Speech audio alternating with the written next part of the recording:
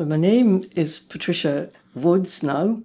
Timmins is my maiden name. I'm voluntarily working, I am not a paid employee, for Prime Awards, which is a combination of several companies. The first one is MMI Group Limited, which is what happened to John Timmins Jewellers Limited. John Timmins was my father. Dad was a sole trader, and I hoped to keep the business going. So I managed to do that more or less. And we have since found a magic machine for making medals, which my dad used to do by hand. For Dad to make a medal, he had first of all this round block of hardened steel with the pattern of the medal on it. And then he would put his piece of metal on top of that, get his large mallet, wallop it, so that the metal imprint would be on the piece of material, whether it was gold, silver, whatever, nickel. Then he would get a clipping tool to match that metal and clip out the whole shape of the metal properly. And then he would have to file it. And if it was needed, he would have to make enamel. Now, the enameling had the most glorious colours, these blocks of enamel, beautiful, vibrant, gorgeous colours. They looked like pieces of frozen water that were coloured. Chop some off, put it in his mortar and get the pestle, and mortar and pestle, and he would grind that big block of enamel into powder. The sound of which was like nails on a blackboard. I will never forget it. It had to be done, but you just had to go somewhere else, get out of the way, because the sound was just awful. But the product, of course, was tremendous. All this fabulous colour that he would then make into enamel and put onto each medal individually.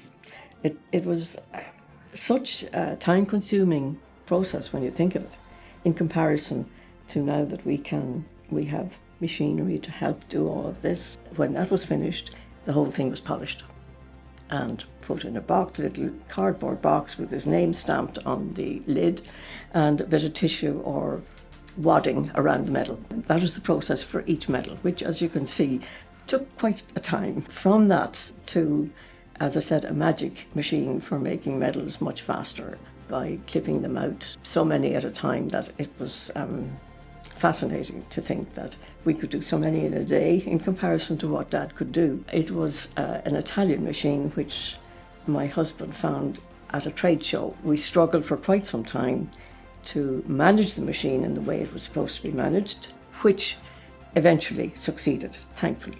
We then transported it to Dublin when we managed to get a premises in Dublin that would fit it.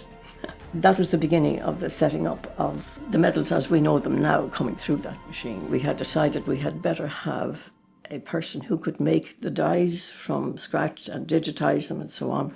So Alan, who is now our production manager, was the person who trained up for that and did a great job on it, and is with us, of course, still, thankfully. We had a good order shortly after coming here, which was marvellous, for the Army, and that helped enormously.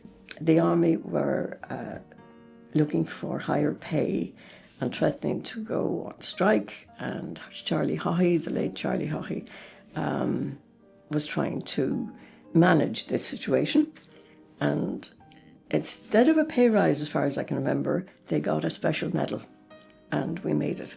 And that's how I remember the sequence of events anyway. From there on, we began to get more business from OPW and people like that. We had to quote, and we had to tender, and we had to explain how we could do it and so on. But we managed. We also were involved in the Pope's visit with various items that were needed for that.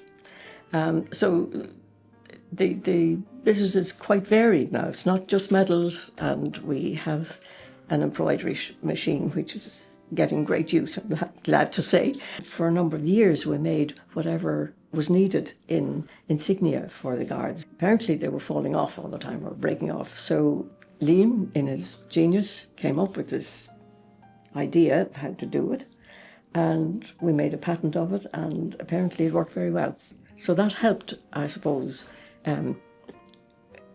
maintain the order with the Guards for some time. That same goes for the Defence Forces, the Army and the Air Corps. Anything they needed in the line of badges and buckles and so on. There's a huge excitement when we are making these high quality products, because we recognise the fact that we feel privileged to be making them of this high quality.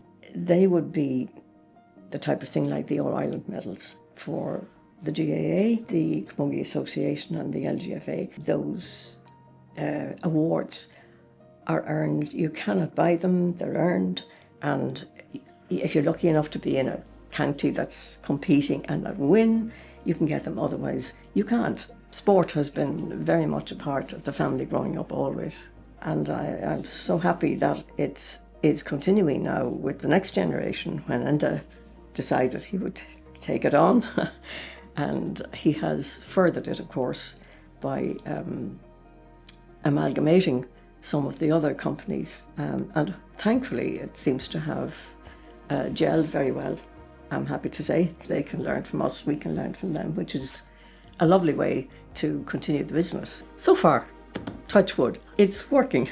It's not a huge industry to be in Ireland. When we started speaking about a merger or amalgamation, it took a long time to get it going. Well, as far as I'm concerned, it seems to be pretty painless, which is great, and they seem to have settled in. All of us have experience, great experience. We intend to give the best service we can, a professionally high standard. I would hope that they would receive from Prime Awards. That is our aim. I would hope that that will continue always.